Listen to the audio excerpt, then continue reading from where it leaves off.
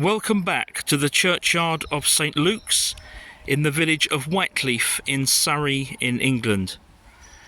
Regular viewers to the channel will know that this is the home of Airmen's Corner, a military section of the burial ground that has strong associations with the nearby R.A.F base at Kenley.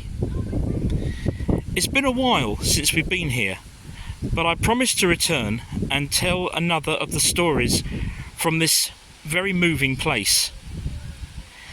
So today we're here to do that, but we're not looking for a grave specifically.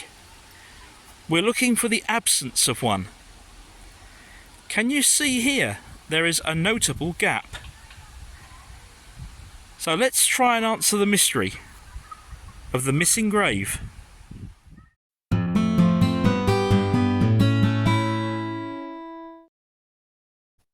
This is not the story of a British or indeed a Commonwealth serviceman. This is the story of Henri Jacques-Marie Antoine Bouquelade, who, as his birth certificate here shows, was born in Nevers, France, on the 14th of June 1908. As a child, he saw for himself the horrors that France suffered during World War I, and was still only 10 years old when it came to an end in 1918. At the age of 20, in 1928, Henri was called up for military service. He served with an Alpine unit, and remained as a sergeant in the reserves once this came to an end.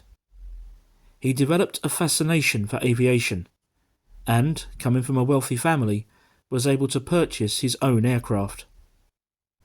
He enrolled with a flying school based in Paris, run by the famous and glamorous French aviatrix Marise Bastille. This allowed him to transfer his reserve obligations to the French Air Force, and in 1938 he gained his military wings shortly after his 30th birthday. With the outbreak of the Second World War the following year, Henri was mobilised with the rank of sergeant. But instead of going into combat as he had expected, he was sent for training to become a flying instructor, and was then posted to the flying school at Salon de Provence. In May 1940, just as the Germans were unleashing blitzkrieg upon France and the Low Countries, Henri, still working as an instructor, found himself in Marrakesh, in what was then part of French Morocco.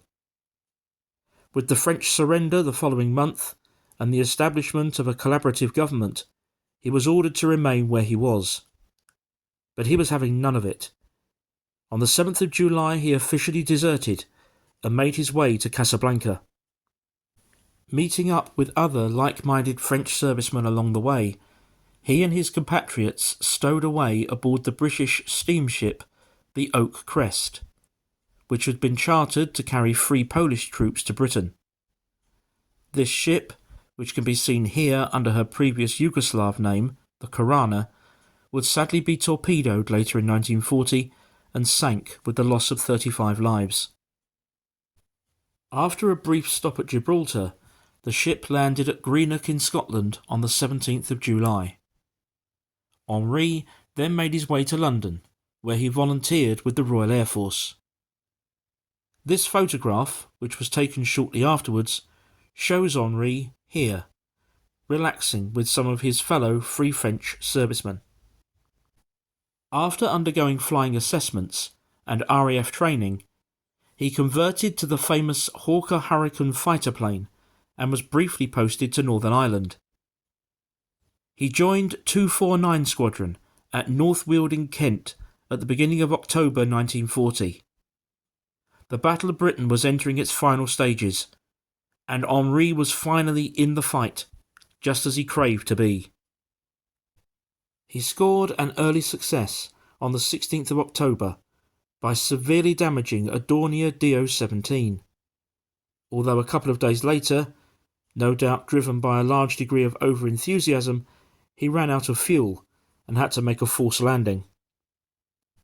Somewhere around this time, although it's not clear precisely when, he was transferred to 615 Squadron based at R.A.F Kenley.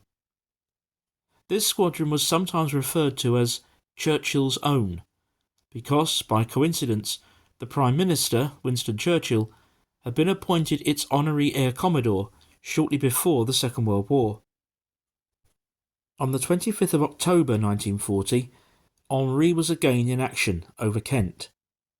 He was shot down by a Messerschmitt Bf 109 and again had to make a forced landing, this time at Rochester. But he was severely injured and taken to hospital at Chatham. It took him a couple of months to recover from his injuries, but he was finally able to rejoin 615 Squadron at Kenley shortly before Christmas. The Battle of Britain was now over, and the immediate threat of invasion had passed. But Britain was now in the grip of the Blitz, and so Henri would soon be back in action. As 1941 dawned, Henri was still only 32 years old. But, with the rapid wartime turnover of personnel, he was by far the oldest member of the squadron. They affectionately called him Grand-Père, Grandpa.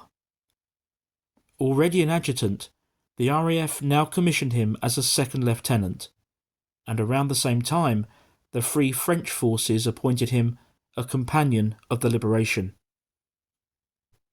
On the 11th of March 1941, 615 Squadron was scrambled at around 6:30 p.m.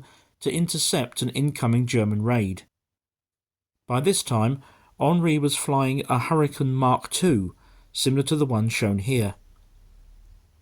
His friend and roommate, René Michotte, was unable to use his regular aircraft as it was out of action, so he used a spare. Although airworthy, this spare aircraft had a defective supercharger, and as a result, he lagged behind the rest of the squadron as they closed in on the enemy. This gave him a sad but very clear view of what happened next. He suddenly saw two German fighter planes descending upon the squadron from about 1,000 feet above. Henri Bouquelard clearly saw them at about the same moment and climbed to intercept. The two German fighters then immediately attacked him, and the next thing Michotte knew, Henri Bouquelard's plane was falling from the sky. He had either been killed instantly during the attack or was otherwise incapacitated, as he made no effort to exit the aircraft, and it crashed into the ground near Tilbury in Essex. Incidentally, René Michotte, who can be seen here, would go on to become one of the most famous Free French fighter pilots of the war, and remains a revered figure in France to this day. Sadly, he too would be killed in action in 1943, but his diaries, published in 1949, revealed the profound sense of loss that he felt following Henri's death. He lost not just a friend and roommate, but also a close confidant, and he attended Henri's funeral at Airmen's Corner in Whyteleafe on the 15th of March 1941.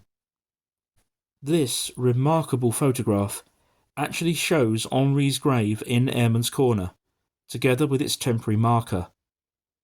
This reads, Second Lieutenant Pilot H.J. Bouquelard, Free French Forces, No. 615 Squadron R.A.F. And beneath this, and just above the French flag, is the date, 11th of the 3rd, 41. This is in fact the site of the missing grave. So what happened? The answer, it turns out, lies in a decision which, although by no means unprecedented, was the exception rather than the norm. After the war, his family requested that his body be returned to France. This was granted, and Henri was taken back to his hometown of Nevers, and there he was laid to rest in the family vault at Jean Gouthern Cemetery. Henri's remarkable courage and exploits led to his being posthumously appointed a member of the Council of the Order of Liberation, the first serviceman from the Free French Air Force to be granted such an honour. Henri isn't just a hero of France, he is a hero of the whole free world. He is fondly regarded in his hometown of Nevers, where this roadside memorial was erected in his memory. So there we have the story of a remarkably brave man, and the strange twist in the tale that has left Airmen's Corner with an empty grave that remains unused to this day. Please subscribe to the channel if you haven't already done so, and if you'd like to support my work, the various ways that you can do that are on the screen now. And in a moment there will also be a link to another of the stories from Airmen's Corner if you'd like to click on that and take a look.